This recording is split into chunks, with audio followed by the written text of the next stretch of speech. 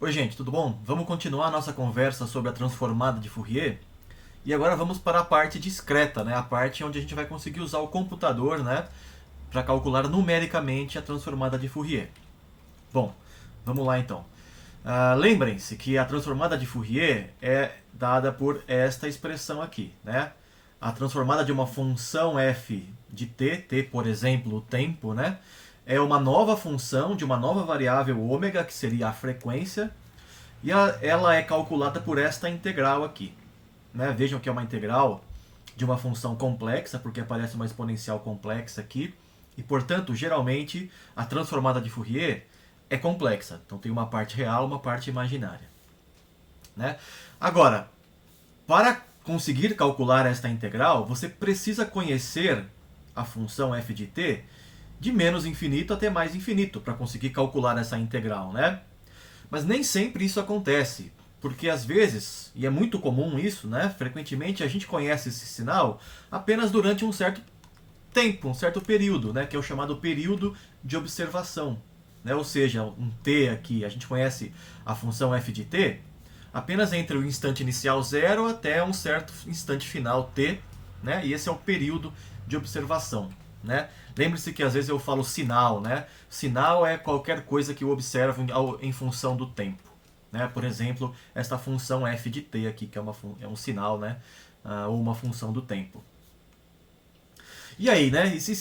O que eu faço nessas situações, que é o mais comum na prática, né? Você tem lá uma onda sonora, por exemplo, né? E aí você começa a escutar a partir de um instante, chega uma hora que acaba. Né? Eu não conheço de menos infinito até mais infinito. Eu só conheço em um trecho, né? Em uma parte do tempo. Entende? E como eu faço para calcular a transformada, então? Né? Tem que ter uma maneira, porque senão seria inútil fazer essa coisa. A transformada não serviria para muita coisa na prática. Né? Bom, o que a gente faz é uma. Em primeiro lugar, né? São várias coisas, mas em primeiro lugar é uma simplificação da transformada, tá? A gente substitui a função original que aparece na transformada por uma outra função que é essa daqui, ó, essa função g de t, que é igual a f de t no intervalo de observação, entre 0 e t, né? Se não, ela é zero. Né? E portanto, né, quando a gente faz a transformada desta função g de t, o que acontece é isso aqui, ó, a gente calcula a transformada de g de t como uma integral entre 0 e t apenas, né? Porque fora deste intervalo, a função g é zero. Então você não precisa se preocupar com a integral fora do período de observação. Né? E como dentro do período de observação ela é igual à função f de t, você obtém uma aproximação, né? Uma aproximação para a transformada original. A transformada original ia de menos infinito a infinito, a integral aqui. A simplificação vai apenas de 0 até t. Tá? Tudo bem, gente? Então esta aí é a primeira parte da simplificação. Tá? De como a gente vai obter numericamente a transformada de Fourier. Tudo bem, gente? Vamos lá então. Ó. Agora eu quero, na segunda etapa, discretizar a transformada de Fourier. Né? Em primeiro lugar, eu vou fazer a discretização no domínio do tempo. Então eu tenho que calcular, tenho que tentar calcular esta integral aqui, de forma numérica. Tá? Então o que eu vou fazer? Vou fazer o seguinte, gente. Eu vou fazer uma integração usando a definição de integral, né? Que é a seguinte, ó. Vamos supor que eu tenho aqui o meu t e aqui a minha função f de t, que eu quero integrar entre 0 e t. Né? Então entre 0 e t aqui, vamos supor que esteja aqui. Tá? E a função f de t, eu não sei a cara dela, ela pode ser qualquer coisa, né? Vamos supor que seja um negócio assim. Tá? Até chegar aqui. Claro, a função continuaria, né? Eu não sei, antes e depois, né? Antes do 0 e depois do t, a função poderia continuar de qualquer jeito, mas eu estou substituindo-a por 0, lembre-se disso, né? Então eu só preciso me preocupar com esta parte aqui entre 0 e t. Bom, o que eu faço agora? Eu discretizo este intervalo em vários segmentos. Por exemplo, vamos supor que eu divida em 5 segmentos, 5 intervalos. Então vamos supor que seja aqui 1, 2, 3, 4, 5. Né? 1, 2, 3, 4, 5 intervalos. E aqui seria um instante, vamos supor que isso aqui seja ΔT, esse aqui seria o 2ΔT, né? 3ΔT, 4ΔT e aqui o 5ΔT. Né? Se eu definir o ΔT igual a T sobre N, né? Faz sentido, né? Se eu tenho um intervalo T, quero dividir em N partes, esse ΔT vai ser T total sobre o N, que é o número de segmentos. Né? Então aqui seria o T, simplesmente aqui o 2T, perdão. Aqui seria o T sobre 5, né? T sobre 5. Aqui seria o 2T sobre 5. 3T sobre 5. 4T sobre 5. E aqui no final 5T sobre 5, que é simplesmente T. Né? Então eu tenho que dividir essa curva, né, em várias partes, em 5 partes na verdade, né? Por exemplo, poderia ser mais, né? Poderia ser menos, poderia ser mais. E aí calcular a área debaixo da curva por alguma aproximação. A gente já viu lá na disciplina de Python o método dos trapézios, o método de Simpson, etc. O que se faz aqui na transformada de Fourier é ainda mais simples, é simplesmente calcular a área de retângulos e somar todo mundo. Então, eu vou calcular a área deste retângulo aqui, então pegar o valor da função em 0, montar um retângulo aqui, ó, e calcular a área dele. Vocês veem que eu estou perdendo uma área aqui, né? Depois aqui em t sobre 5, que é o primeiro intervalo, eu vou calcular um retângulo com base no valor da função nesse ponto. Então este retângulo aqui. Somar com o primeiro. Depois, o próximo retângulo, o valor da função aqui. Monta o retângulo. Certo? Está aqui a área dele. Aqui vou ter mais um retângulo. Né? Mais uma área aqui. E por fim o último retângulo que está aqui. Certo? Então eu tenho 5 retângulos para somar. Alguns vejam, né, que eu estou perdendo alguma área, né? Estou calculando uma área, a área do retângulo aqui é menor que a área debaixo da curva. Aqui eu estou ganhando um pouquinho de área, estou calculando um retângulo com uma área maior um pouquinho. Aqui eu estou perdendo, aqui eu estou ganhando, aqui estou perdendo um pouquinho, ganhando um pouco. Então vocês veem que na média vai se balanceando, dependendo da função, né? Dependendo da cara da função. E aqui não é exatamente f de t que você está calculando a área, né? F de t é a menos i ômega t, né? Você tem que fazer a função que você quer integrar completa, né? Então você tem que multiplicar por e a menos i ômega t aí. Obviamente que aí não daria para fazer o gráfico, né? Porque isso aqui é uma função complexa, né? Teria que desenhar uma parte real, uma parte imaginária. Mas esse aqui é um desenho esquemático que serve para a gente ilustrar o método. Tudo bem? Então é isso que eu tenho que fazer, né? Ó, basicamente é isso. Eu subdivido um intervalo de integração, né, que é entre 0 e t, em intervalos de largura ΔT, igual a t sobre n. Escolho um nzão qualquer aqui, né? 5, por exemplo, 10, 1 milhão, depende da minha precisão que eu desejo. E aí calculo a função, né? Ó, veja, apenas em alguns pontos. Calculo a função aqui nesses TJ, como está aqui, ó. TJ, que é o J ΔT. J é um inteiro, entre 0 e n, né? Então aqui seria o T0, né? J igual a 0, J igual a 1, etc. Aqui seria o J, né? Igual a n menos 1. E aqui seria o último, aqui seria o J igual a n. No começo aqui é o J igual a 0, né? J igual a 1, etc. E aí vocês veem que eu tenho que calcular a área deste retângulo aqui de altura f de t0 e a menos i ômega t0, multiplicar por ΔT. Né? A área desse retângulo é isso, né? A altura vezes a base. Né? A base é sempre ΔT de todo mundo. Né? Tudo bem? Então é isso, eu tenho que fazer uma soma, portanto, né? Então tem esse 1 sobre raiz de 2π aqui, continua aqui.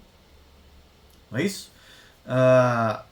Aí vem a soma dos retângulos. Ó. Soma de j igual a 0, que é o primeiro retângulo, até o último retângulo, que é com j igual a n menos 1, né? Que é este retângulo aqui. O j igual a n não forma retângulo mais. Então a soma vai até n menos 1.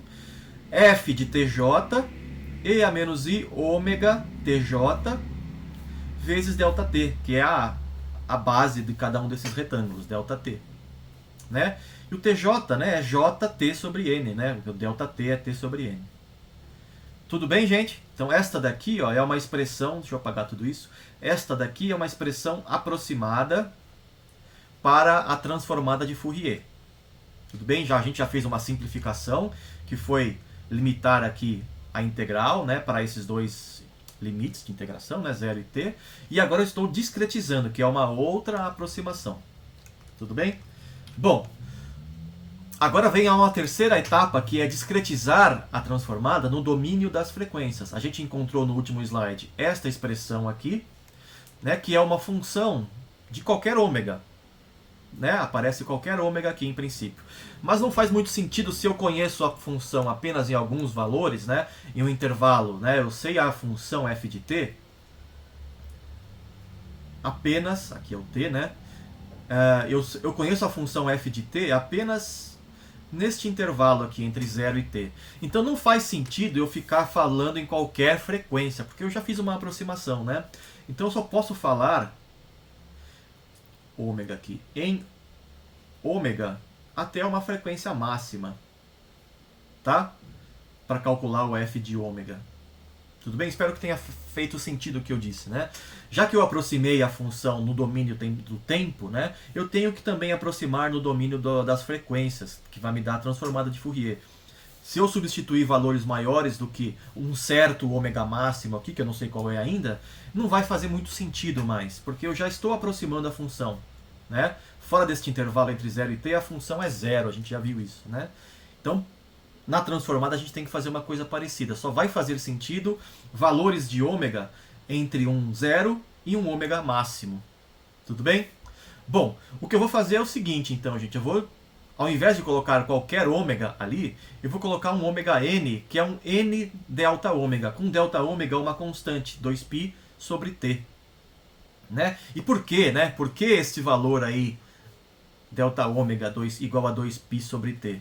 Bom, a ideia aqui, pessoal, é que a função f de t, né, nessa aproximação, teria completado um período quando terminou o período de observação. É como se ela fosse uma função contínua que se repete periodicamente, né? Assim como acontece na série de Fourier, né? Lembra na série de Fourier o que acontecia? Né?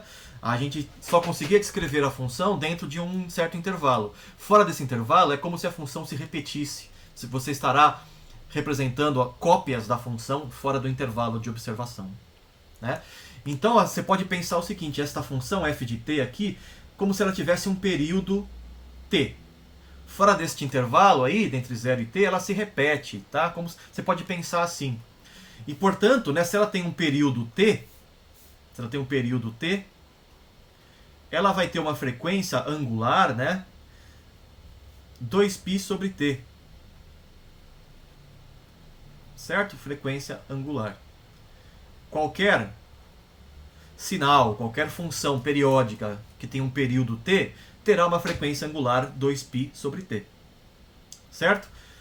Então, por exemplo, um seno de 3t, né? Isso aqui seria um ômega igual a 3. É uma frequência angular 3. Né? Então, ó, 2π sobre t é igual a ômega. Né? E aí o ômega é igual a 3, você calcula o período. Né? Que é 2π sobre 3, no caso.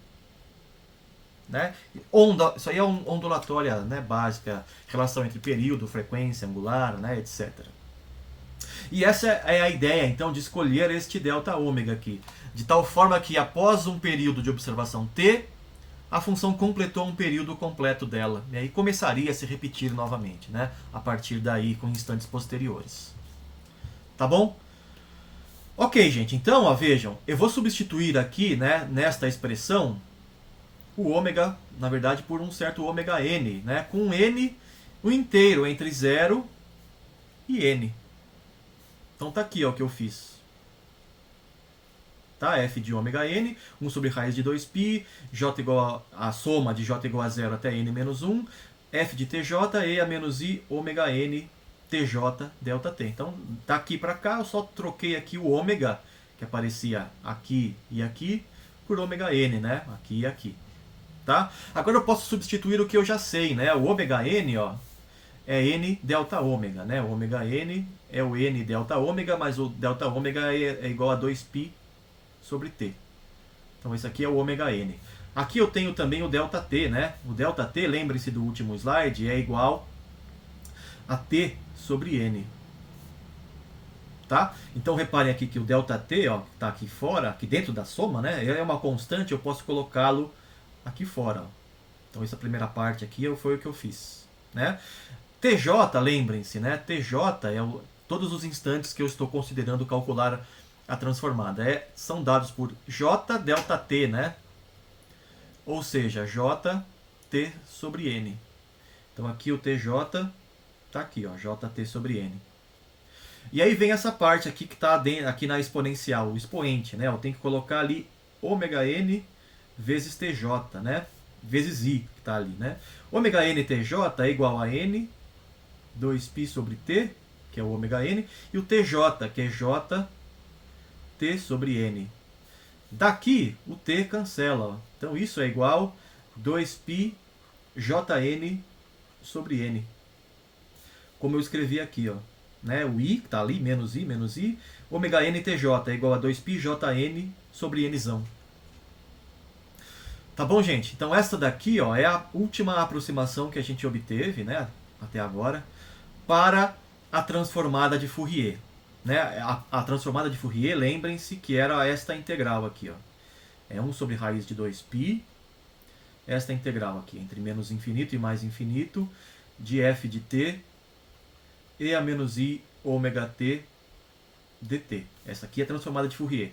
A gente está aproximando a transformada por esta expressão aqui. Tá? E reparem que apenas em n mais 1 valores de ômega n, né? Porque o n vai de 0 até n, né? O nzinho vai de 0 até nzão. Portanto, eu tenho n mais 1 valores possíveis para o ômega n. Tá? Então, eu não consigo calcular a transformada discreta, né? Para qualquer ômega, eu tenho que calcular para alguns valores ali, que são n mais 1 no total. E eu uso essa expressão aqui para fazer uma conta. Tá? É uma soma aqui, né? Em J, então vai ter n termos, né? De J igual a 0 até n menos 1. Tem n termos na soma. E vou obter n mais 1 valores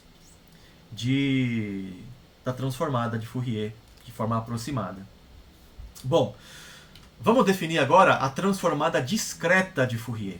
A transformada discreta de Fourier está aqui, ó. É esta soma aqui. Então, Fn aqui, o n pode ser qualquer inteiro, né? Entre 0 e n, certo? Tem n mais 1 total, né, de valores. É esta soma aqui. O que é essa soma? É apenas, deixa eu apagar isso, é apenas a soma que aparece aqui, ó. Essa daqui que é a transformada discreta de Fourier, apenas a soma, tá? Qualquer linguagem de programação, como Python, etc., tem isso implementado, tá? Só esta soma aqui, desprezando esses valores que aparecem aqui, que são constantes basicamente, né? 1 sobre raiz de 2π, t sobre n, eu escolho qual é o t, eu tenho um período de observação, ou eu escolho, ou eu tenho que usar o que eu conheço, né? Se eu só tenho uma onda que eu escutei, né? um som que eu escutei durante 3 minutos, t igual a 3 minutos, eu não tenho como fugir disso. Ou menor, né? No mínimo, no máximo menor do que 3 minutos. Né? Não consigo dizer qual é o valor para tempo maior do que 3 minutos. Então isso aqui geralmente ou eu escolho, ou já vem, né?